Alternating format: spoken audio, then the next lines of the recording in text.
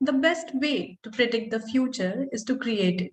The simple line by Peter Drucker holds a great value. Creating a future is what entrepreneurs are good at. Wishing you all a pleasant evening. I am Durgesh Nandini and I will be your host for today's webinar. And on the behalf of DIGISAKSHAM, let me send my hearty greetings to all of you for attending today. Thank you for being here. Let me introduce you to the organization first. DIGISAKSHAM is an initiative of SAMES Group that has developed content for over 300 courses in multiple languages, which range from 4 hours to 6 months in various sectors of IT, BFSI, retail, entrepreneurship for all age groups, from school children, youth, professionals, and senior citizens. DIGISAKSHAM has also conducted more than 100 webinars, 10 FDPs, workshops, 6 international conferences. DigiSaksham has impacted more than 15,000 lives through various webinars, conferences, workshops, and seminars across the globe. Moving with the topic of today's webinar, Get Big or Go Home, Accelerating Speed of Growth. A young individual, when sets up a business of his own and decides to take on financial risk with a lot of hope and dreams in his eyes, there begins his journey as an entrepreneur. Now, it might sound as easy as putting your idea, money, and thoughts together to build up a business. There goes a lot of sweat, blood, and tears, which we as common individuals fail to acknowledge. A business is always vulnerable to various risk factors. To further talk about this and provide us with his innovative ideas and thoughts on this topic, we have Mr. J. Allen, sir. And we welcome you, sir, with a warm welcome today in this webinar. Mr. Allen is 2 times Global Entrepreneur Big Impact to Business Award winner. Apart from this, he has also won a few other awards too in the field of innovation and entrepreneurship. He is a business scale and exit mentor, helping business leaders move from survive to thrive using his proven Adda Zero scale method. Now, I would like to request all the participants to pay attention to the instructions carefully. Please make sure you keep your mics on mute, and if you have any queries or doubts related to the ongoing webinar, please type them in the chat box and we will be addressing them at the end of the webinar. Now, I would like to welcome Mr. J. Allen, sir, and let's proceed to the webinar. A very warm welcome to you, sir. You may start now. We are delighted to have you on board. Delighted to be here. Thank you so much. I'm really looking forward to being able to share with you Get Big or Go Home, and perhaps some challenging ideas with regards to where we need to focus our attention in order to be able to be relevant as an entrepreneur in the next decade or so. So without further ado, I hope all of you can see my screen as we kick off with today's webinar, Get Big or Go Home. I love entrepreneurs. We are a different breed of human. We have a different level of ambition and self-belief, and it drives us to do things others wouldn't and take risks, which sometimes puts us in a lonely place. When the going gets tough, we have a different level of grit. We have a growth mindset. We learn fast, we play to our strengths, and we compensate for our weaknesses. We see opportunity where others see nothing. We see possibility where others only see impossibility. We take actions to make dreams and visions a reality. We conjure courage where fear paralyzes others, or we feel the fear and do it anyway. Simply say screw it, push comfort zones and test our own limits. We lead, we manage, we solve problems, we add value, and we break the rules. We simply change the way the game is played, and throughout all, we inspire. We see the pain, the suffering and the waste of life that the rat race is, and we called it out. We dared to dream, and we said, you know what? It's best to give it a go and fail. Hello? Yeah, I'm really sorry to interrupt. Actually, the screen was not visible from the beginning. It just now got visible. If you could play the video again. Yes, of course. My apologies. Let's go back and refresh that. Give me one second. Must be some network issue, I think. Apologies all. Let's just get this fixed so we can start properly.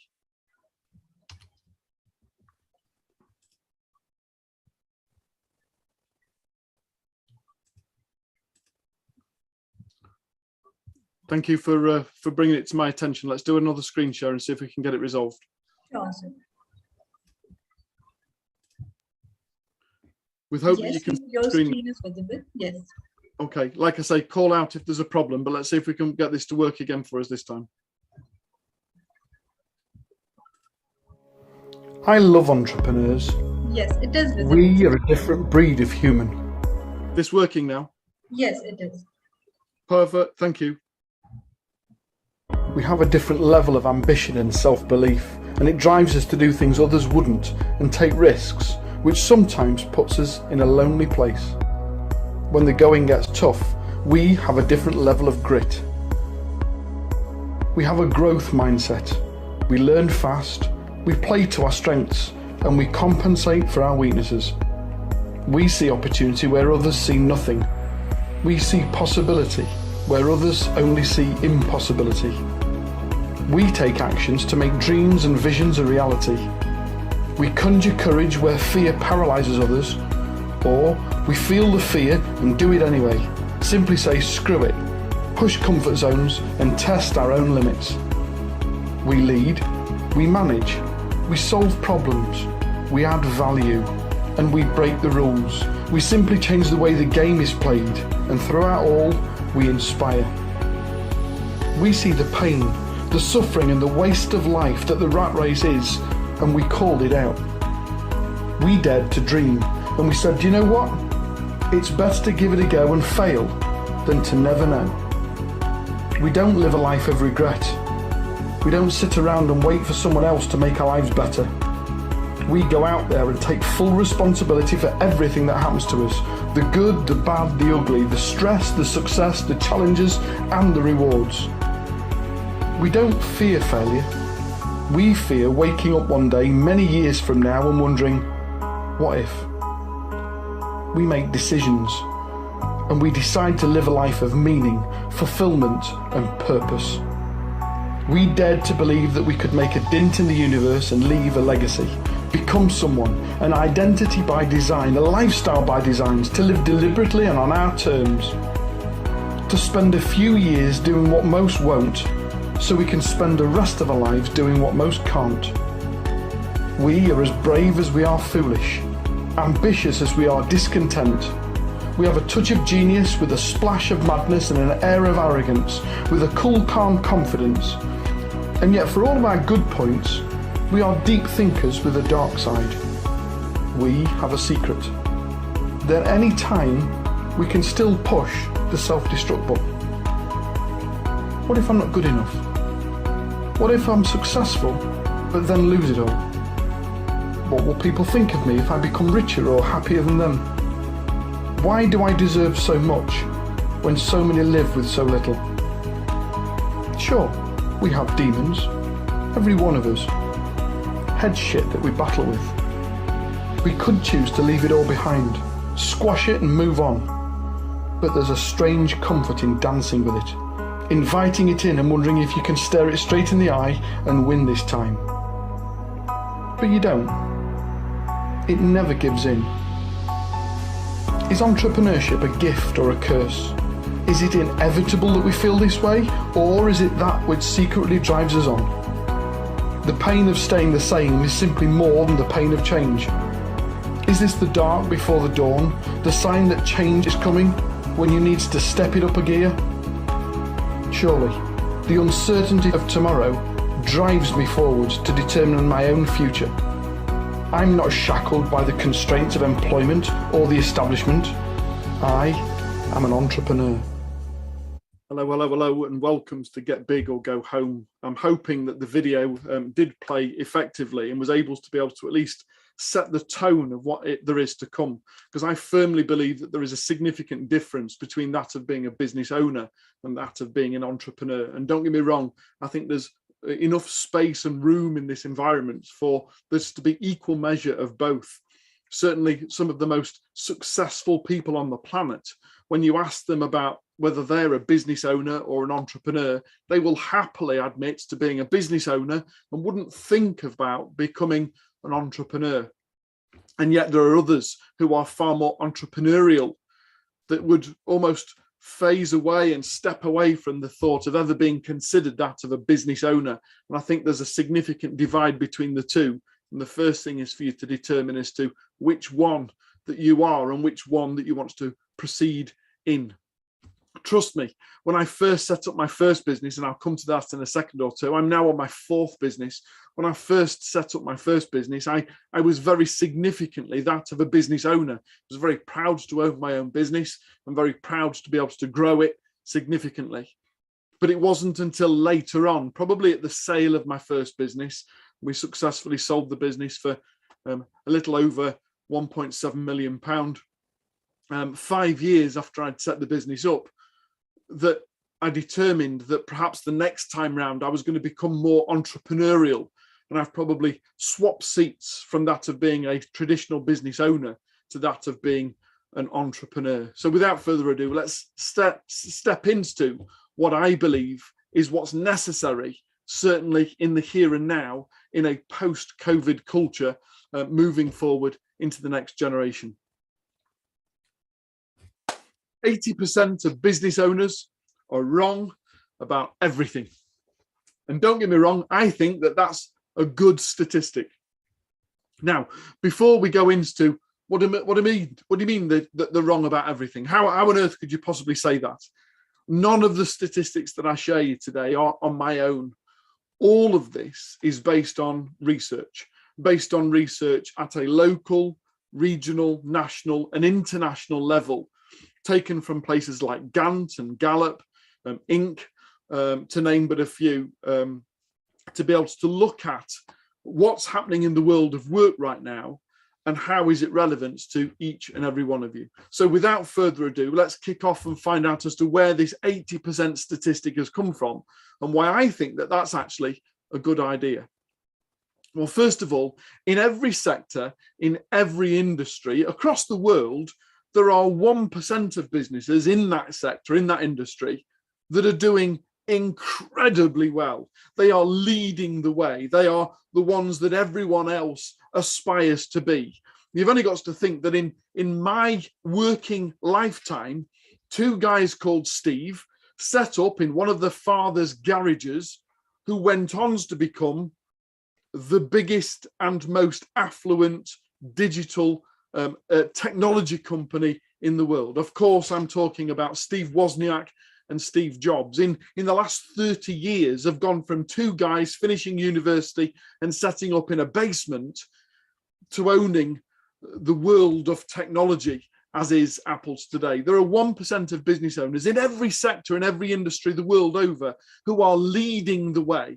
And you've only got to think about the sector of business that you're in or wish to be able to move into, and then determine who are the global players, who are the ones that are leading the way, who are the ones that we've got to keep our eyes on to determine as to what they're doing next. They're the innovators within society.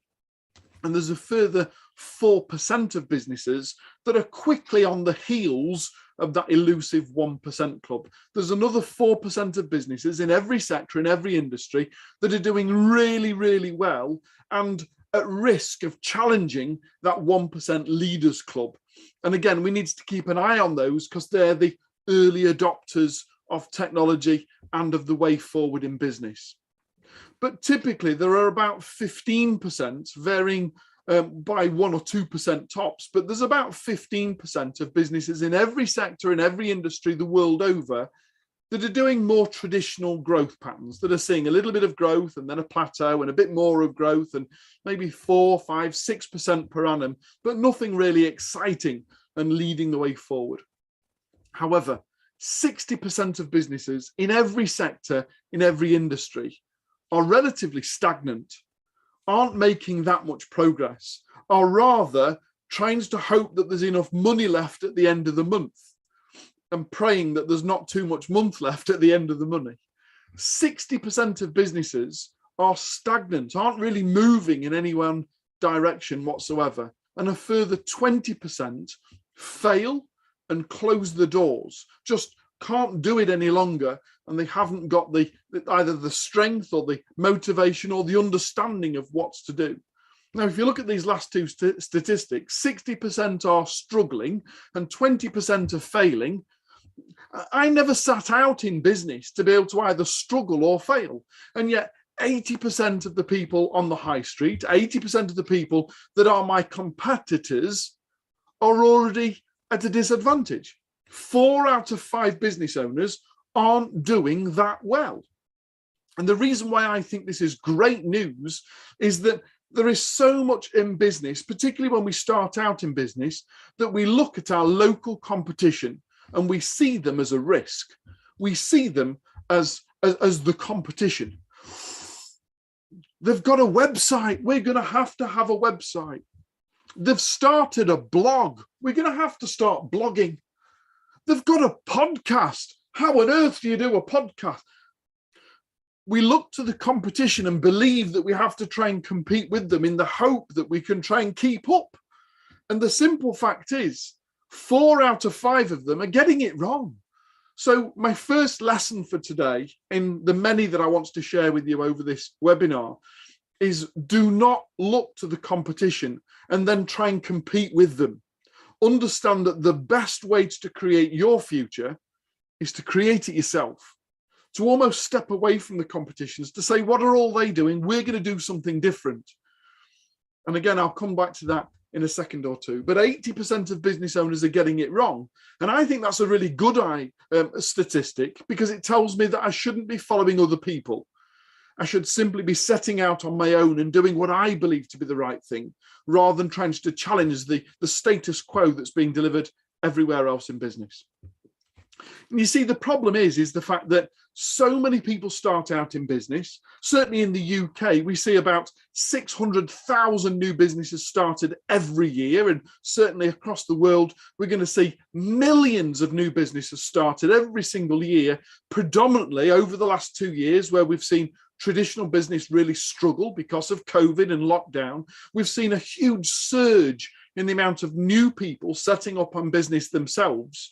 And yet so few people are ever taught the rules of how to play in business. We know the game Monopoly the world over, where you roll a dice and you take your character around the board and then you collect $200 as you pass go.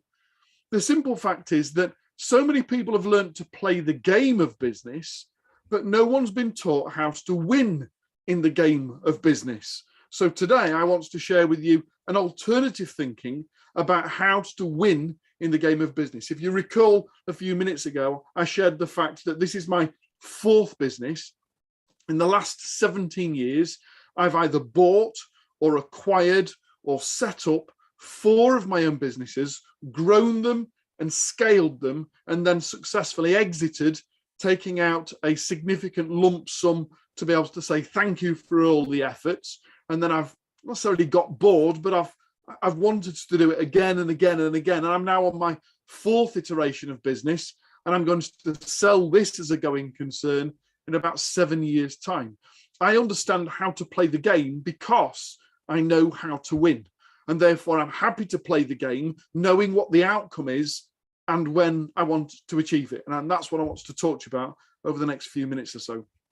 So first of all, I want you to understand that, yes, those 1% of businesses in every sector, in every industry, the Apples of this world, the Disneys of this world, to an extent, Microsoft and various other businesses, they are leading the way. And there's lots we could learn from looking at what they're doing and deciding as to how can I learn how to do that as well. However, the problem with doing that is you're now in competition with one of the biggest technology companies in the world. if I say, well, Apple's doing this, and so I'm going to try and adopt it into my business, well, Apple are doing it and doing it relatively well. So unless you've built an audience of people that know, like, and trust you, the simple fact is that you're competing against someone that's already got a brand and well known and understood, that you become almost second best. And the only thing therefore you can compete on is price. And anyone knows anything about business, that's a terrible method or a strategy to apply longer term to a business. You might compete on price when you first launch a business, but a long-term strategy determines that you're going to end up working lot longer for less and less and less return. So rather than looking at successful businesses, I chose to look at failed businesses. Now, you might be rather surprised to understand as to why anyone would spend any time or effort looking at a business that failed. And the simple fact is, you will always learn so much more from failure than you ever will from success. That's so important. I want you to write that down. You will always learn more from failure than you will from success. Why? Because when we're being successful, we are on such a roller coaster. Everything's going really well. Life seems to be a breeze. We're running at 100 miles an hour. We don't stop to wonder why we're successful. We just enjoy the success. It's only when we're not being successful, it's only when problems face us, that we are given the opportunities to say, why are we not being successful? Not, oh, that was a mistake, let's move on to the next one and the next one and the next one. The smart business owner identifies, well, if other people have been successful and I haven't been, what can I learn from that the next time I apply this, I become more successful? And again, I didn't learn this from a theory book. I didn't learn this from college or university. I learned this from making a mistake. In 2008, I ran a small business here in the UK. I employed 17 members of staff. We just signed a huge big contract to be national suppliers to one of the largest high street stores here in the UK called Woolworths. At the time, Woolworths were in their 93rd year of business. They employed 37,000 people across the UK. Their turnover was about £4 billion a year. And we just signed a contract to be suppliers to them. It had taken me employing 7 new members of staff and then training them up and preparing them, buying them equipment to be able to go in and deliver the job. And it was going to allow us to be able to double, almost triple our turnover in the next 12 months. However, on the 28th of November in 2008, just 56 days after we'd signed a 2-year contract, I received a phone call at about 6 o'clock on a Friday evening from a company called Deloitte to advise that Woolworths had gone into receivership and were no longer trading. And I lost £224,000 in about 6 minutes over a phone call. All of the invoices that we'd submitted to Woolworths over the last 2 months, plus the 3 or 4 months I'd spent on recruiting and training and equipping 7 new people ready to be able to honour the contract. And I lost everything in a 6-minute phone call. Not only did I lose about £250,000, I also had to lose 7 members of staff that I'd recently taken on. I ended up having to make them redundant because there was no work for them and there was no money in the bank to be able to see them through either. And I've got to tell you, that was the most painful thing I've ever been through. I never, ever want to have to recruit somebody and bring them into my business only at some stage in the future for me to make an error, for me to not see this happening, and subsequently for them to lose their lifestyle, to lose the career that they'd entrusted with me. And off the back of that, I made 2 promises. Now, first of all, I didn't want to just run away and hide, although that's what it felt like I was ready to do. So I dug deep I borrowed some more money personally and invested back into my business. I remortgaged my house and I borrowed as much money as I could from the bank and from family and friends to be able to see our business through. And thankfully, I had the good knowledge to know how to play the game. And we turned around our business and I subsequently sold it 3 years later with 22 members of staff. We'd recovered well from it and with no debt whatsoever. But the key to this was, first of all, I needed to understand where did we go wrong and how do we overcome that. I spent time looking at why did we fail? How did we fail? How am I not going to fail again? How am I going to employ new people in a new business after I've sold this one and not make the same mistakes? Learning to be able to address failure is key to not continually failing. When you don't get the marks at school or at college or at university, rather than pushing it to one side and saying, well, it's too difficult, the job is to identify, where did you fail? Where were the weaknesses? How do I look into that? How do I become a better person by addressing my weaknesses rather than just trying to play to my strengths? So the first thing I did was spend time looking at, how do I de-risk me and my business again, so I never, ever, ever have to lay anybody else off. I've made a promise from 2011 and I've stuck to it for the last 12 years that when I recruit somebody, I provide them with a career and not just a job.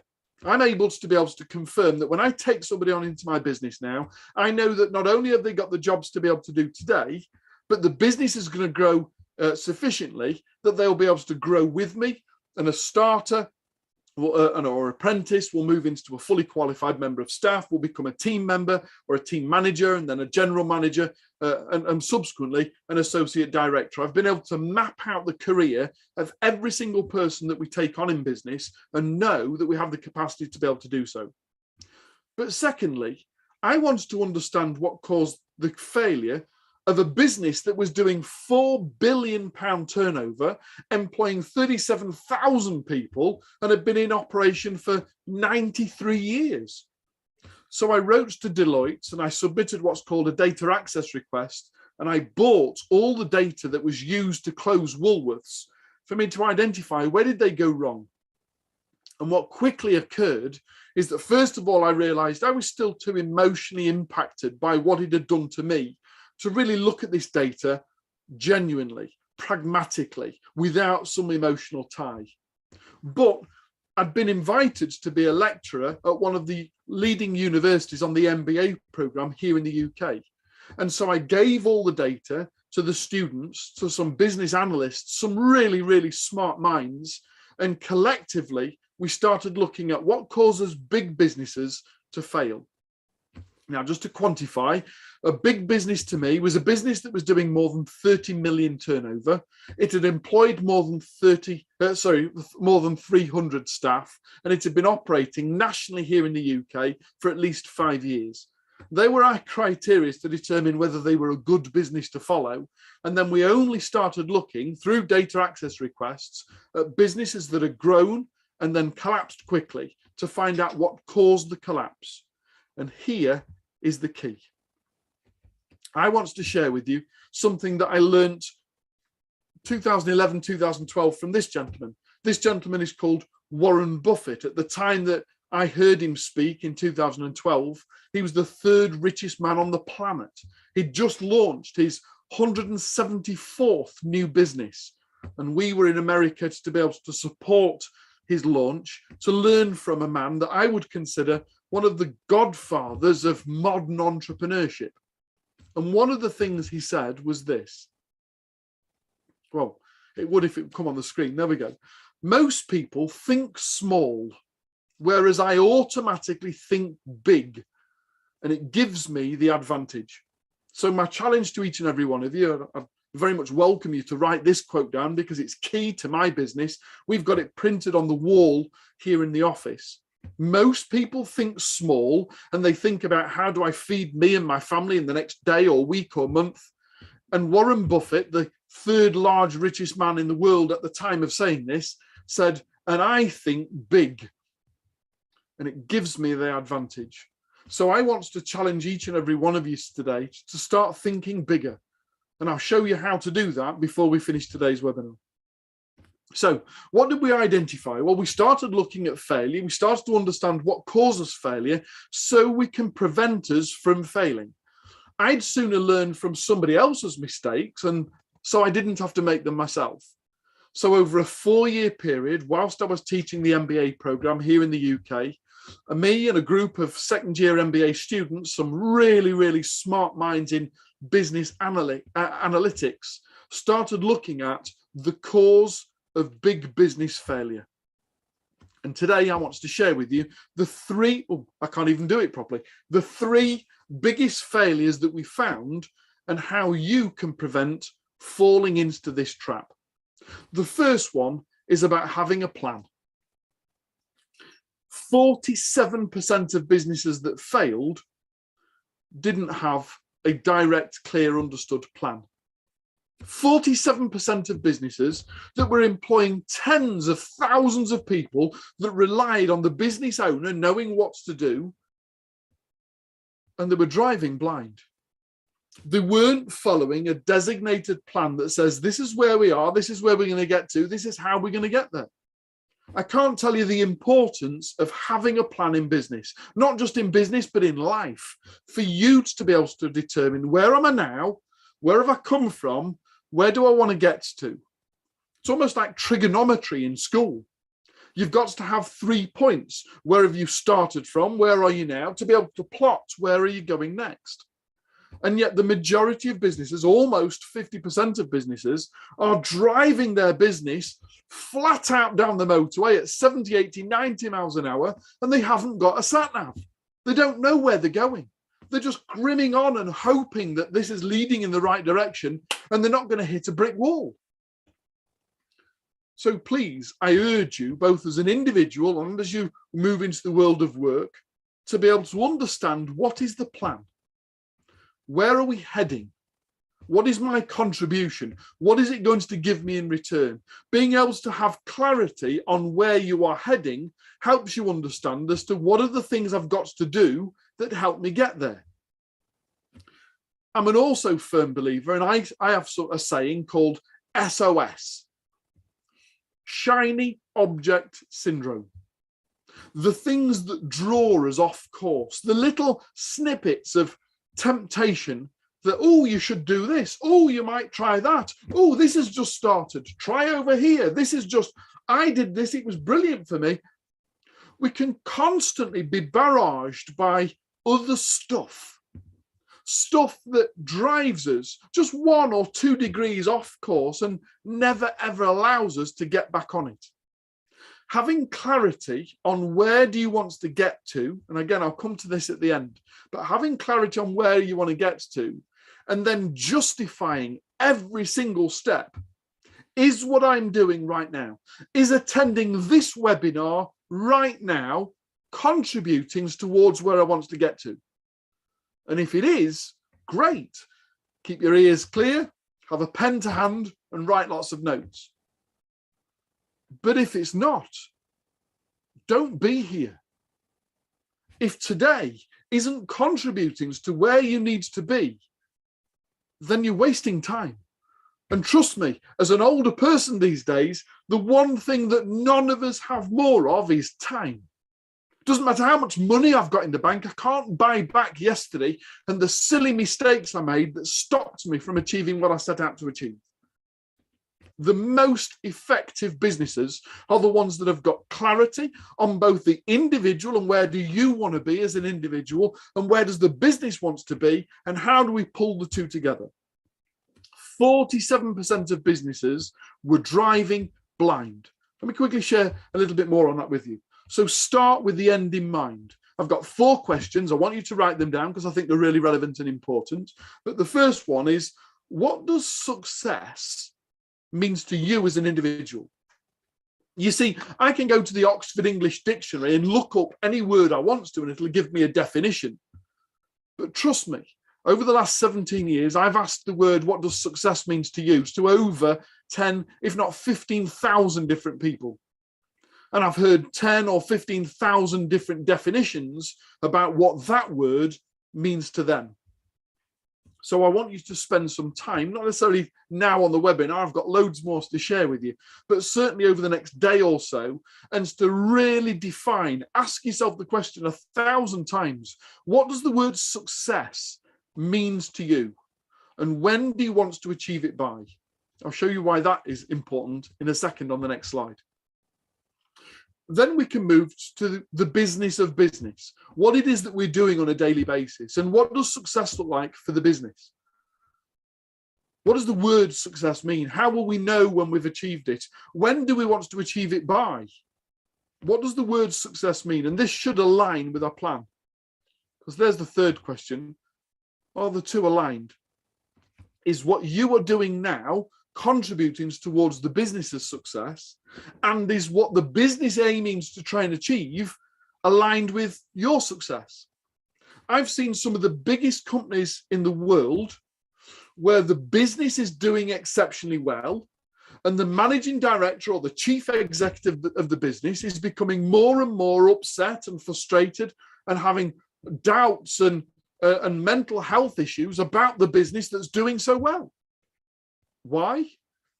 Because the business is taking them further and further away from what they want to achieve in their life. It's taking them away from their family and their friends and their freedom and their time and availabilities to do all the things that they wanted to do when they became successful. So it's only once we've identified what does success mean in my life, and then what does success mean in the business that I'm operating in, and how are the two aligned? How do we know that the business success is contributing towards my success and vice versa? However, the big challenging question is the fourth one. What next? Once you've achieved success, or once the business has achieved its success, what happens next? You see, I'm a firm believer, and as a Christian and proud to be so, I'm a firm believer that we are all custodians of what's happening right now, of the business that we're in, of the success that we're contributing towards, the contribution that we make to society, and not the owner of it. You see, once I've created my success and my business has been successful, if I was the owner, I could just close it and say, do you know what? I've bought my yacht, I've bought my island, I've got my helicopter, I'm sorted. But that isn't ethical. What about all the people that have helped and contributed to getting you there? Whereas if we turn around and say we are custodians, I am responsible for getting it from A to B, but at B, when I step off because I've achieved my success, who's then responsible for taking the reins of the business, for stepping forward and going from B to C, and to D, and to E, and to F, and to making a bigger contribution across the rest of the world? So I believe, and something that came from a gentleman that I've read a lot on from the 1920s and 1930s, Napoleon Hill was one of the greatest researchers in the 1920s who worked alongside Carnegie to be able to understand what I consider the very fundamentals of modern entrepreneurship. And Napoleon Hill simply said, a goal is nothing but a dream until you give it a deadline. And therefore, when we talk about success, I want you to identify, when do you want to achieve this by? It's only when we've got a deadline of when we want to achieve it that all of our actions can contribute towards making that a reality. So what's flaw 2, and how did this impact businesses failing, and what can we learn from it? As you'll notice, the slide shows a triangle, a red triangle pointing down. Businesses that don't do well, businesses that struggle, even in good, fluent times when everybody else is doing well, businesses that are struggling all the time are the ones that have people, system, and processes in place, but they put the wrong emphasis on the wrong things. They create a business where systems and processes are so rigid that it doesn't support people. In retrospect, businesses that do really, really well, and like you see, the triangle is now pointing uppermost, are the ones that still have people and system and processes, but understand the importance that people play in business. Now, trust me, you might think that I'm somewhat old-fashioned with regards to the fact that everything is technology driven these days. We've got artificial intelligence and machine learning. We've got all of this automation and bot technology. And I'm all for supporting automation and semi-automation. But we are in the humans to human business. Doesn't matter what business or sector you're in, doesn't matter whereabouts in the world you are, we are serving other human beings. And unless we can continue to be people-centric, what I mean by that is that we are doing things to support other humans. And we have systems and processes that are there to support people to achieve what we set out to achieve. You see, businesses in the last 2 years, not just here in the UK, but or in India or everywhere across the world, businesses in the last 2 years have been significantly impacted by the COVID-19 crisis and the lockdowns that have been caused by the World Health Authority to try and mitigate the spread of the disease, of a pandemic. And yet, no business have been stress tested to determine, do our systems and processes support what happens when the business goes into lockdown, when the country goes into lockdown, when we can't move around anymore? How do people still do business? And where businesses have got systems and processes that are so rigid and haven't been tested in the environment, it switches people off. They simply stop doing what needs to be done, and the business implodes.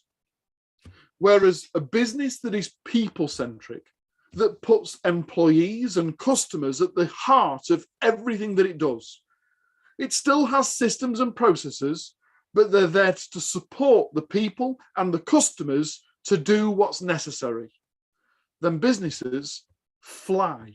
And I've seen more and more businesses do so well, not by selling hand sanitizer and masks, but by understanding what the customer needs and adapting who we are and what we do to be able to support their needs.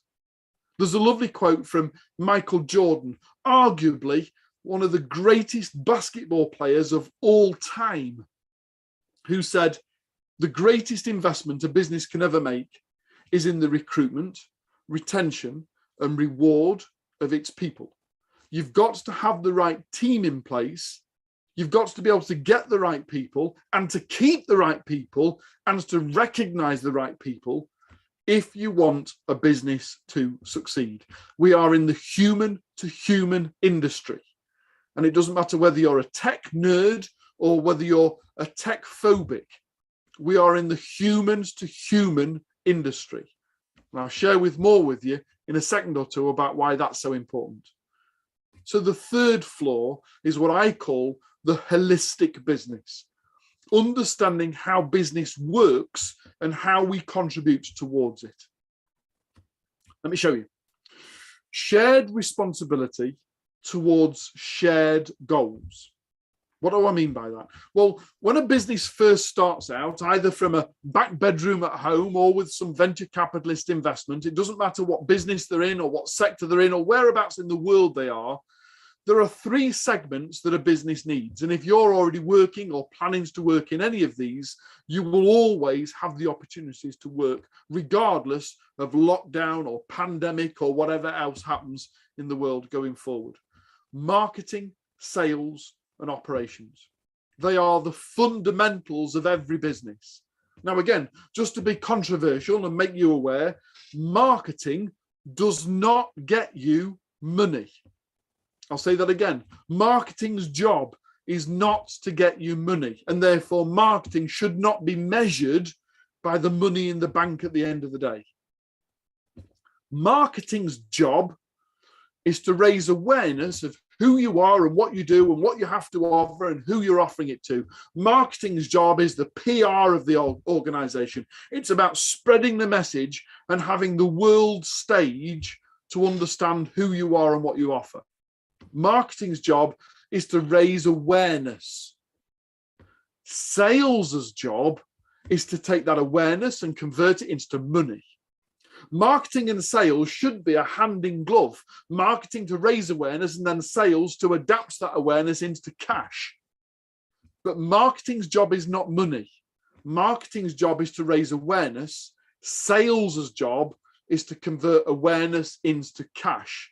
And then the operational function, how do we service that payment? Whoever's bought something, be it a service or a product, or how do we give them back that so there's a fair transaction so the person comes and spends again and again and again. And they're the three fundamentals of any and every business. And yet the majority of businesses, the 20% of businesses that fail every year, fail to get these three things right. But 60% of businesses stay in business but struggle. They've moved to phase 2 of business. They understand the needs to be able to manage finance and money and how to be able to do cash flow forecastings, to understand how to plot where the money comes from, how quickly it's being spent, where it's being spent, so we can make a cycle. And then eventually to be able to recruit more and more people into the business so the business has the capacity to serve more people, and as a result the team grows. So if you've got any plans to be able to, or already working in either finance or money or banking or in recruitment or retention or training, then these are phase 2 elements of a business. And again, there's going to be the need to be able to support about 60% of businesses struggle with these 2 areas. So if you're already working or aims to work in either of these 2 areas world over, you're going to have great opportunity to be able to work effectively the world over as businesses recognize the needs to spend more time managing and perfecting their financial and team perspectives. But there's a third element, and so few businesses ever operate in this area. Less than 15% of businesses move to phase 3, which is where the real growth and scale of a business comes from.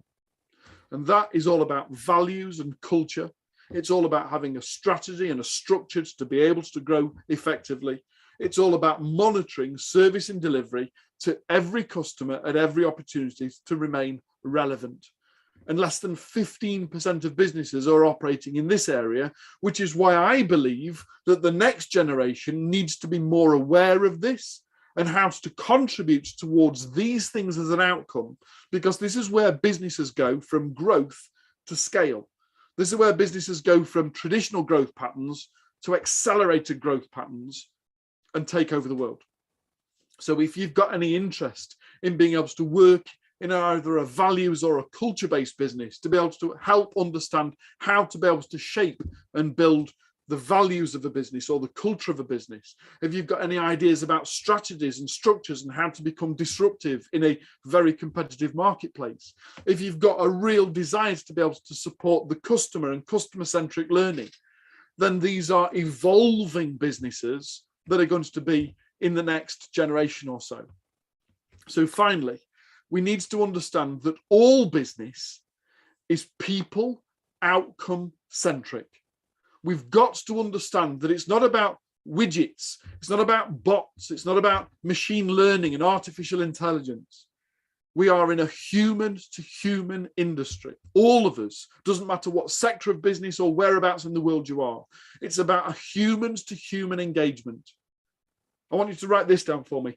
80% of business is done emotionally, and 20% is then justified mentally. 80% of decisions made in business are emotional decisions from one human to another. And we have to remain in a human to human, people outcome centric business. And when we do, magic happens. So there's a lovely quote from Bill Gates. Only when every individual sets aside personal ambition in pursuit of a shared goal can a team deliver excellence as the standard. Only when every individual sets aside any form of aspiration of personal ambition in pursuit of a shared outcome. We all contribute to the goals of the business, understanding that when the business achieves its goals, we achieve ours also. Can the team come together and deliver excellence, that 1% as a standard. So I want to share with you about these two characters. I'm hopeful that they are familiar the world over, but I grew up with this as a cartoon on my television as a young child and growing up. This is Tom and Jerry. Tom being the cat and Jerry being the mouse. But I bet when you watch this, or if you haven't seen it, then YouTube is there to be able to catch up on episode.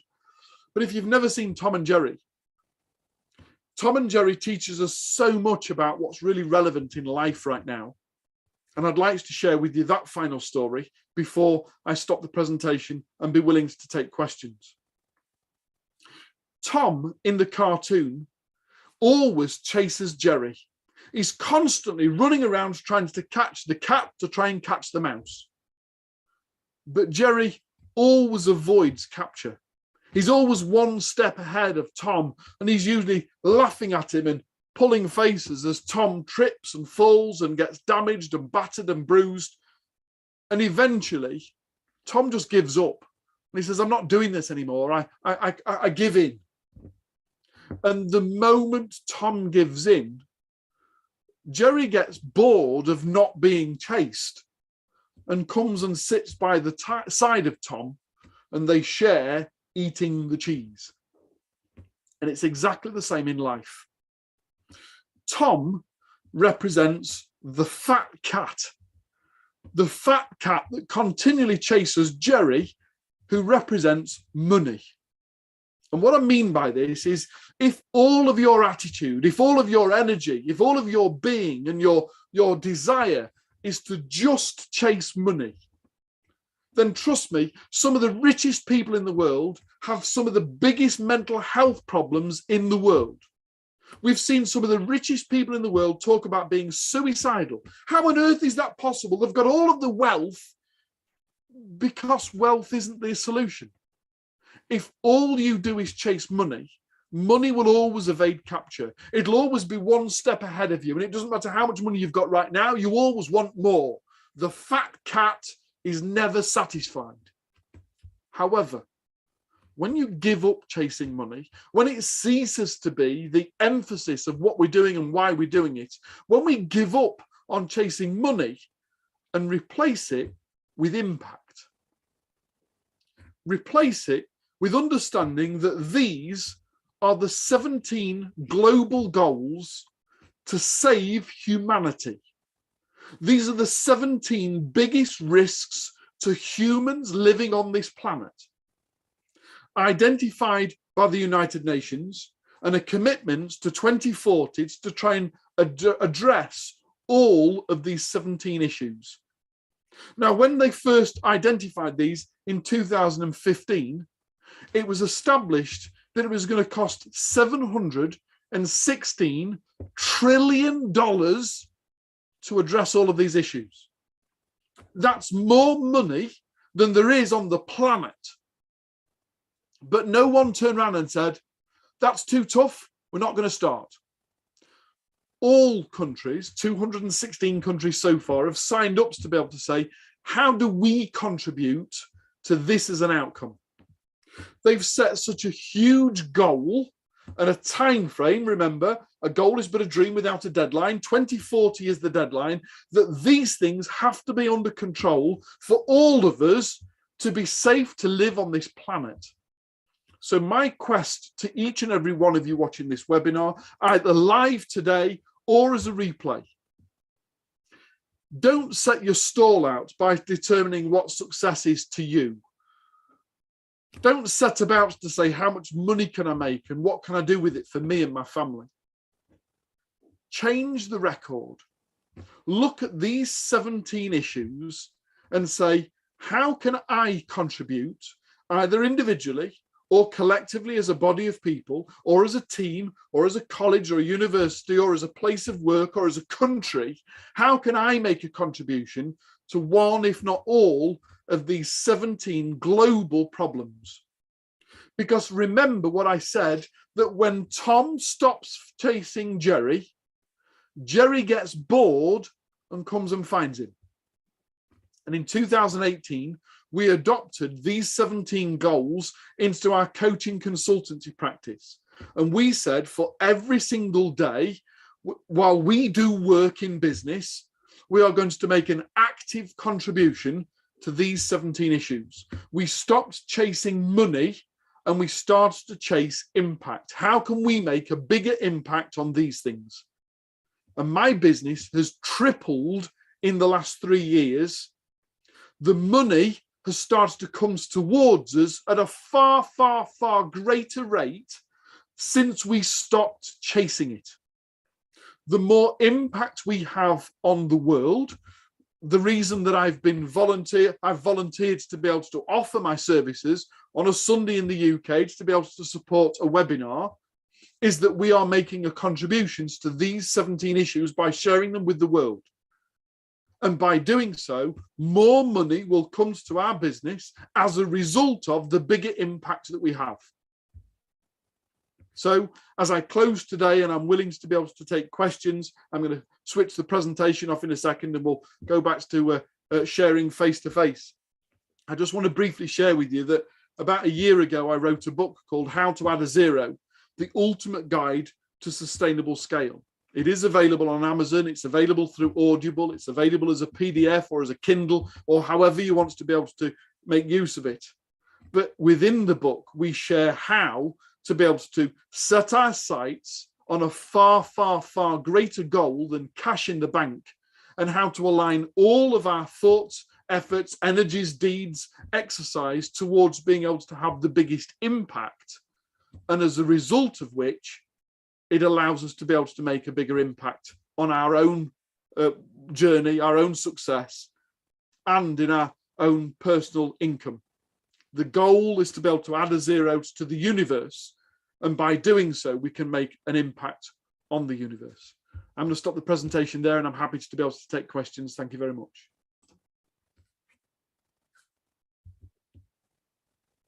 Thank you so much, sir. This was a very powerful and impactful session. Now we will move forward to the question and answer segment.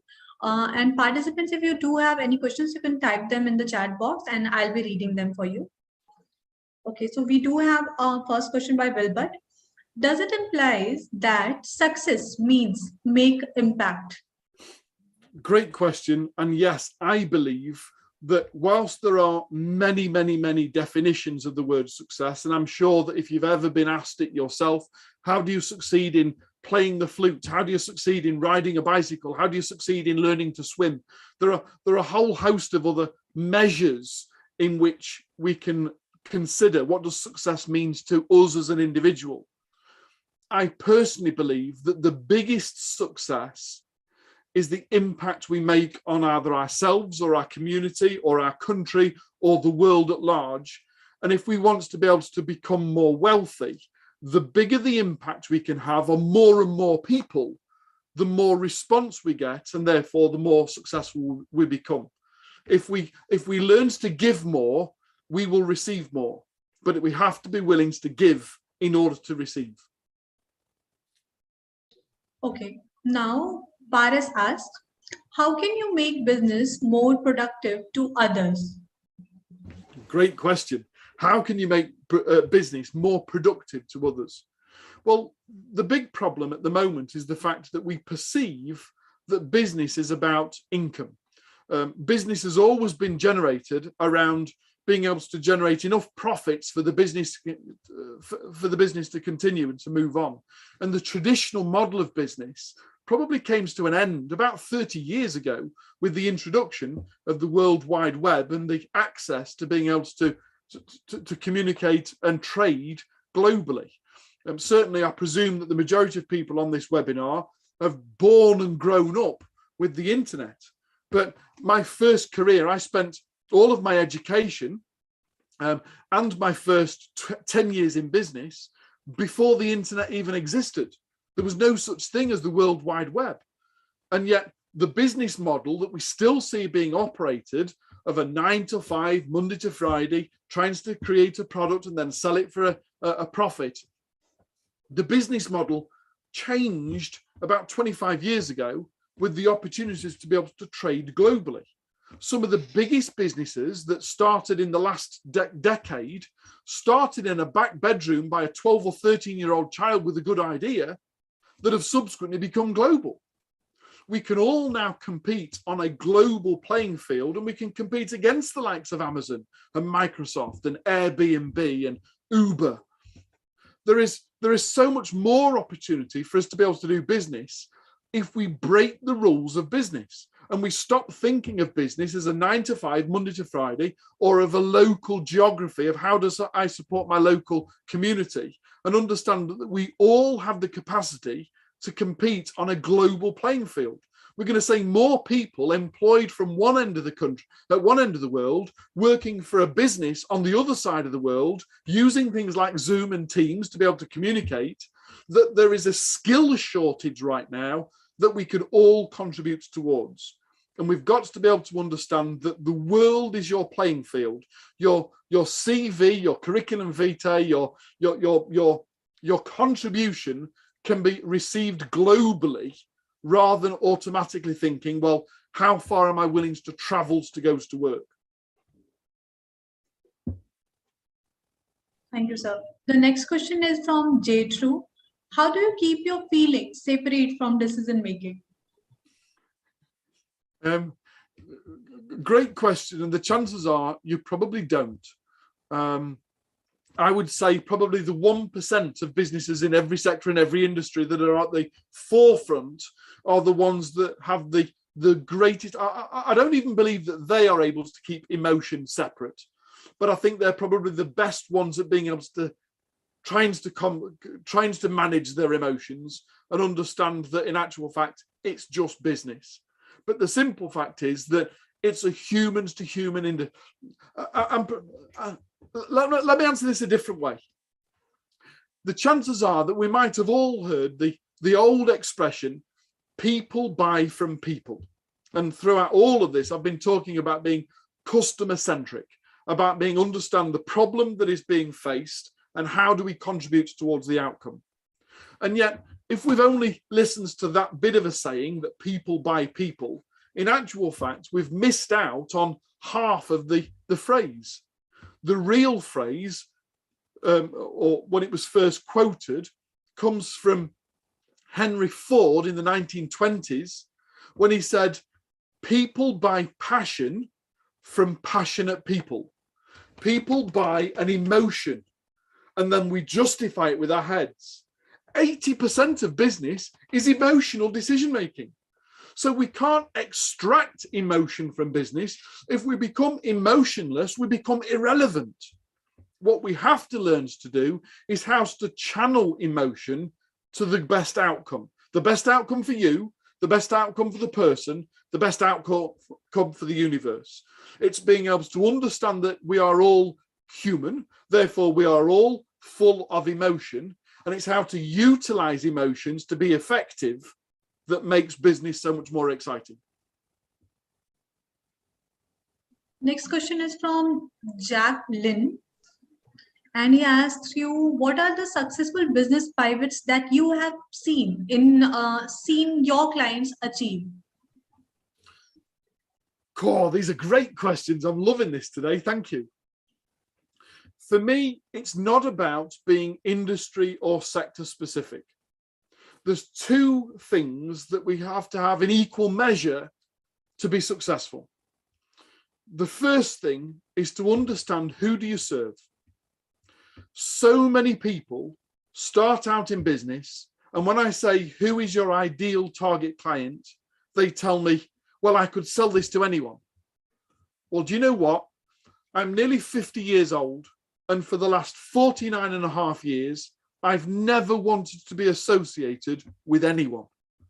I've never wanted to be one of a crowd. Anyone could buy this. Well, do you know what? Whenever you have that attitude, no one will buy it, because no one's an anyone. So identifying who do you want to buy this this product or service, who is not just clients, who could buy this, that's not the question. The question is, who is your ideal target client audience? And the more you know about them, The second point is the more you can remain relevant.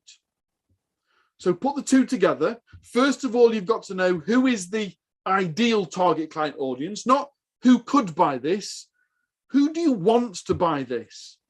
It was Google Garage about 3 years ago that predicted that if you can identify a niche down, a niche down, a niche down, super niche, if you can narrow down to your ideal target client audience being no larger than about 50 to 80,000 people the world over, that is when you'll make the biggest impact and the most money.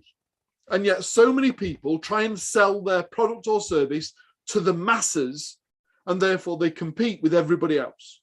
So first of all, it's knowing who is the ideal target client. If you can narrow it down to one in a room full of people, and then understand that the world over, there's 50 or 60,000 other people in a room just like them.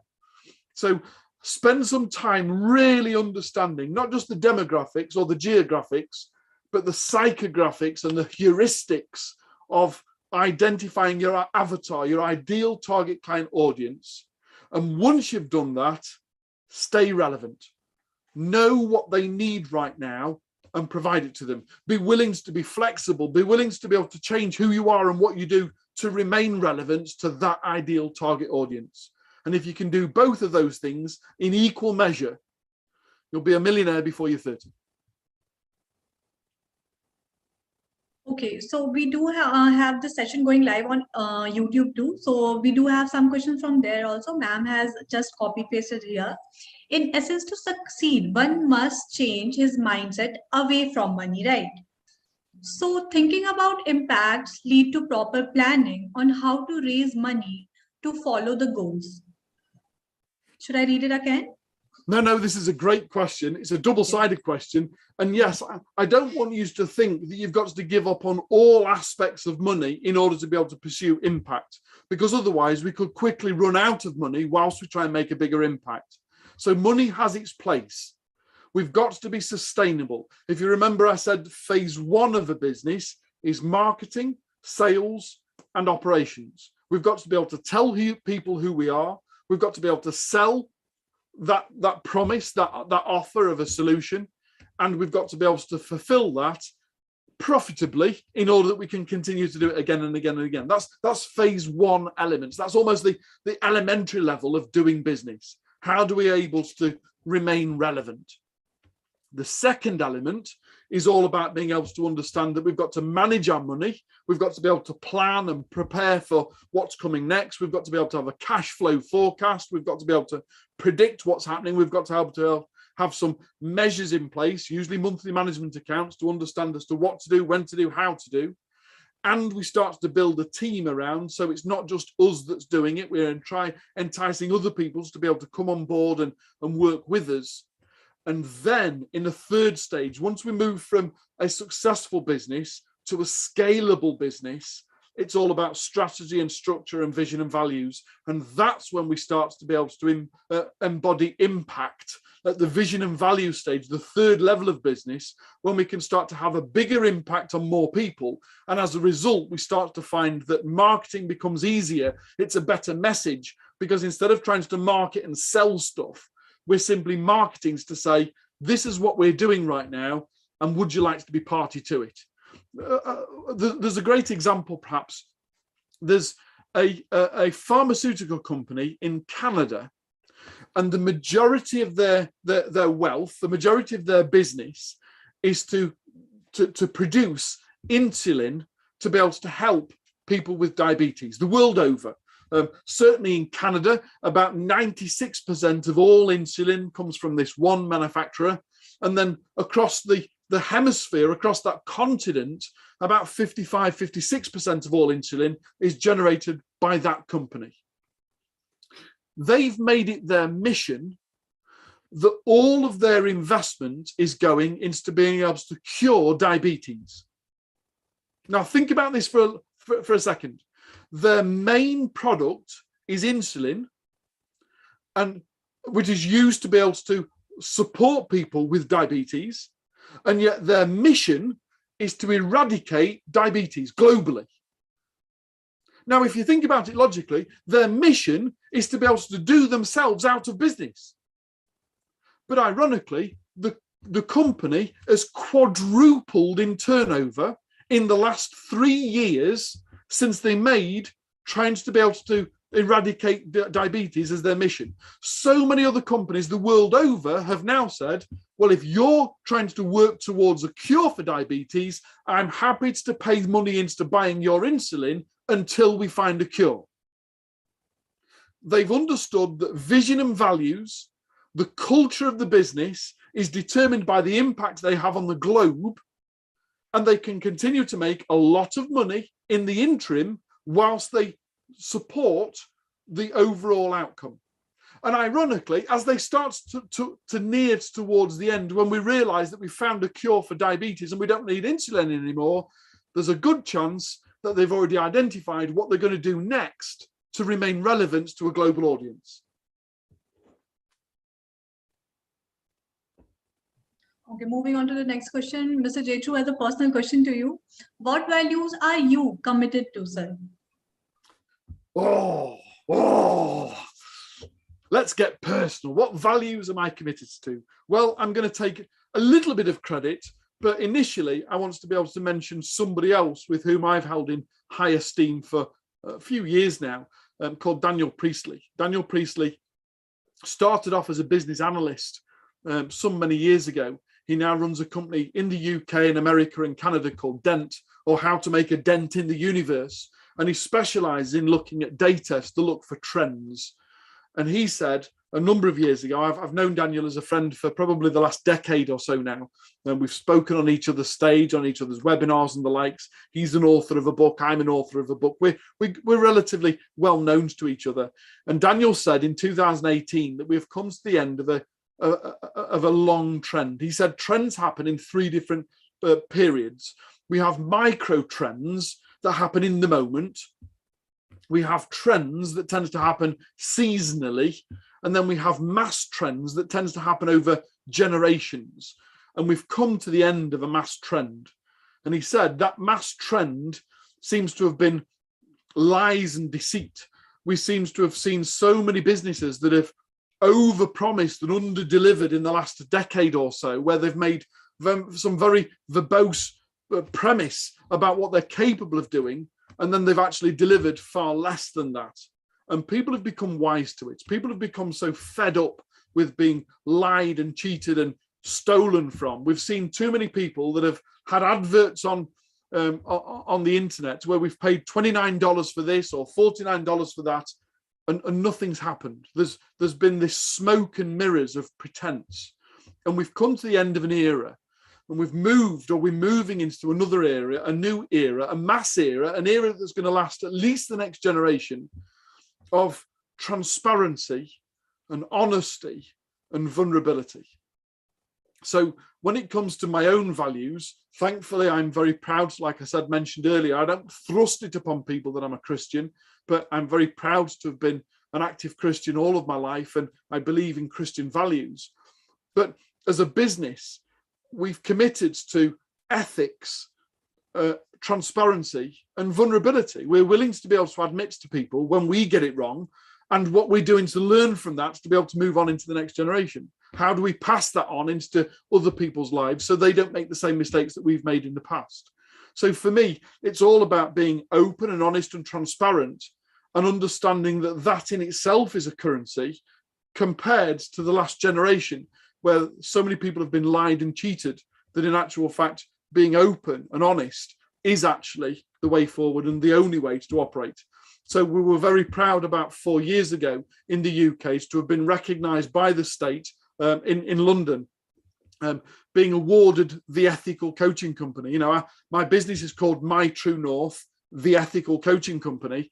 That never came from some PR lab or a marketing agency. We were awarded that. There's a little just here, sits on my desk, but we were awarded this wonderful, beautiful piece of glass in 2017 from one of the largest private equity firms in the UK, and recognised for not just practicing ethics in business, but teaching ethics to business about the way in which we can operate on a far, far better level than trying to rob people of all of their wealth. Being able to understand that it's all about impact and that money comes to those who wait.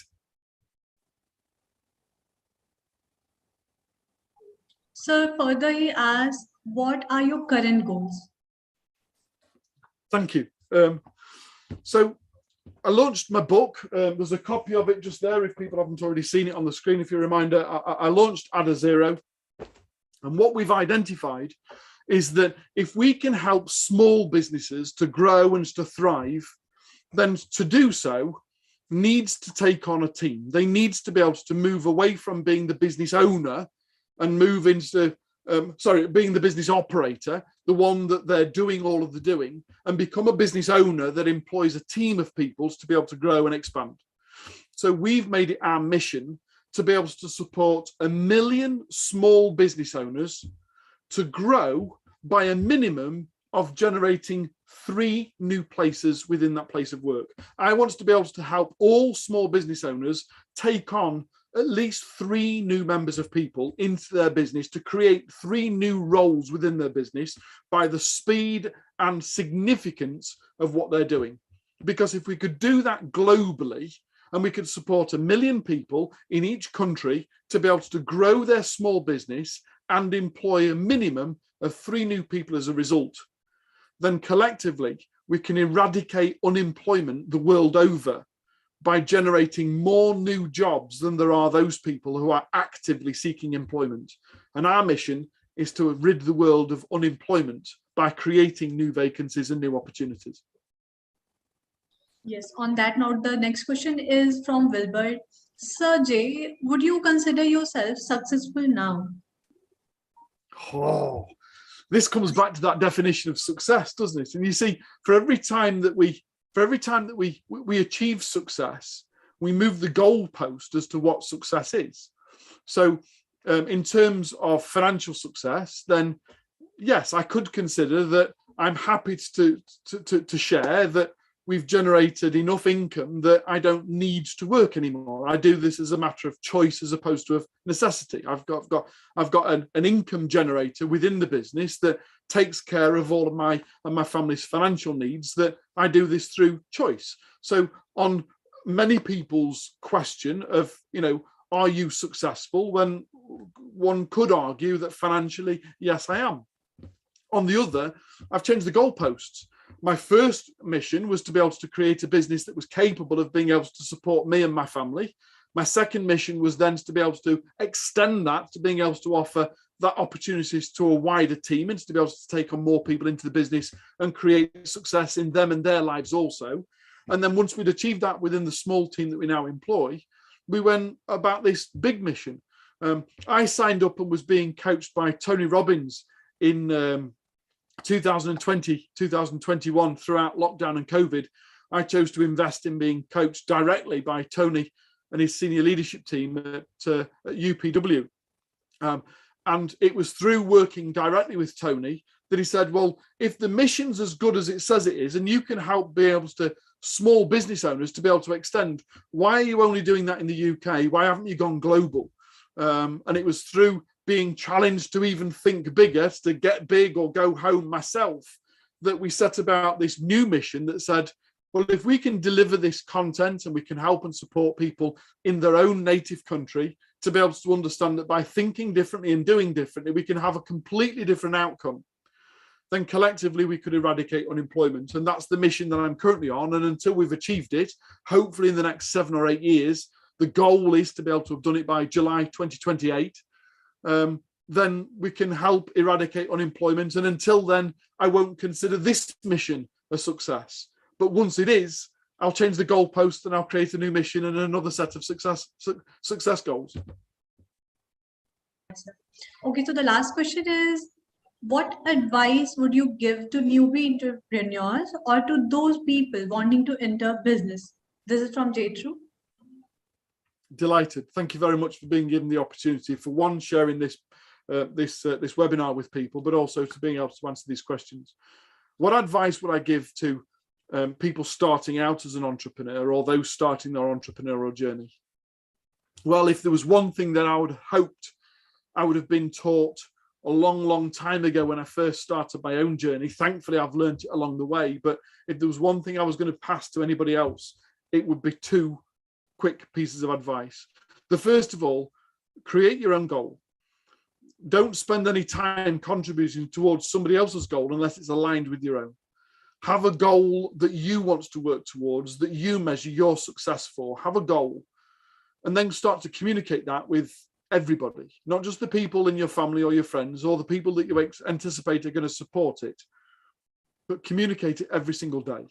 Have it written on a wall, have it on your phone, have it on your computer, see it and believe it, to work towards it every day. Start to question yourself to say, am I doing what's right to contribute towards that as an outcome?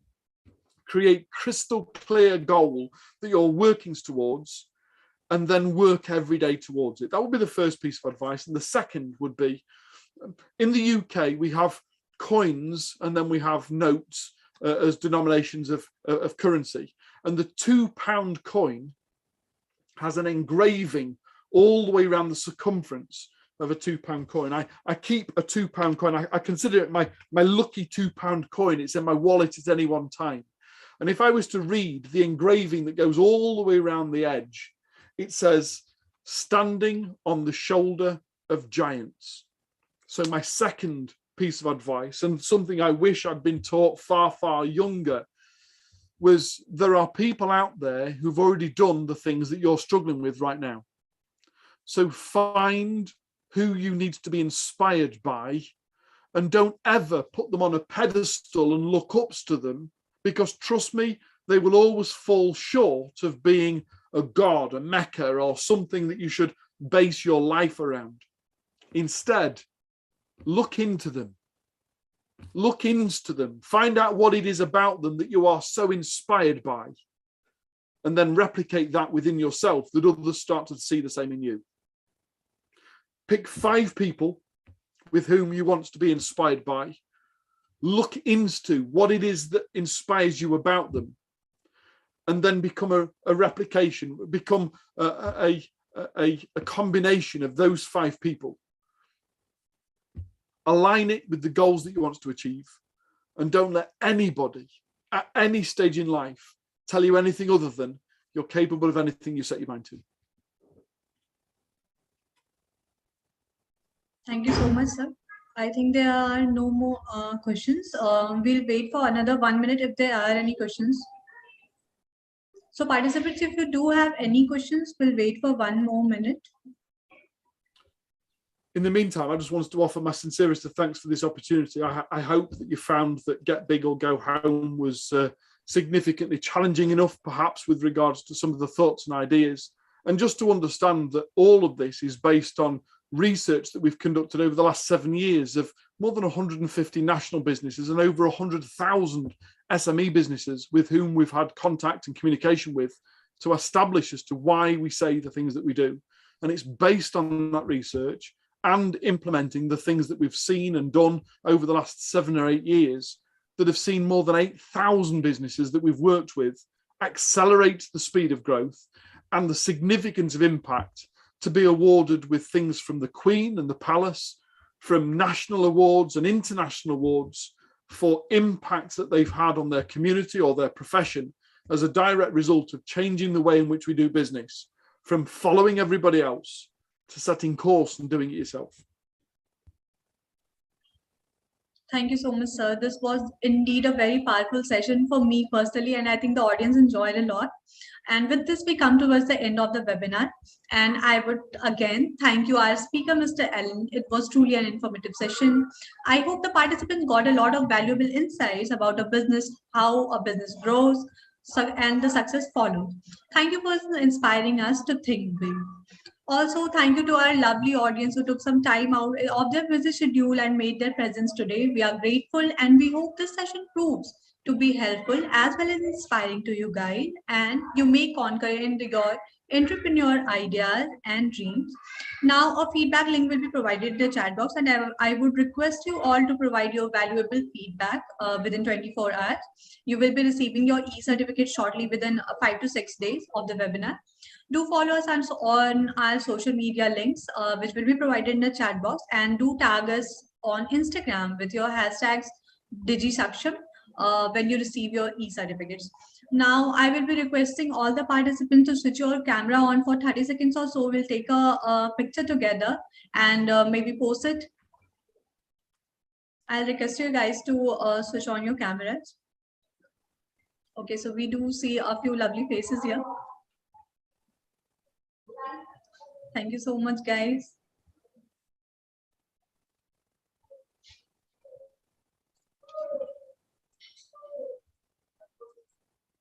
Thank you so much. With this, we conclude the webinar today. Thank you all for joining. That's okay, Saida.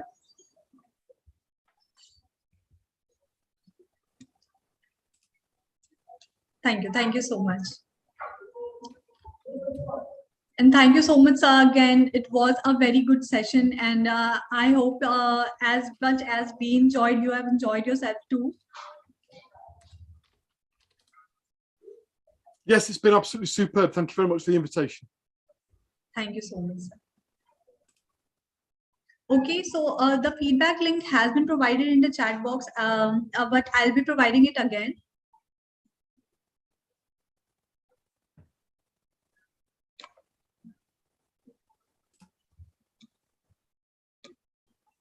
Yeah, so it is here.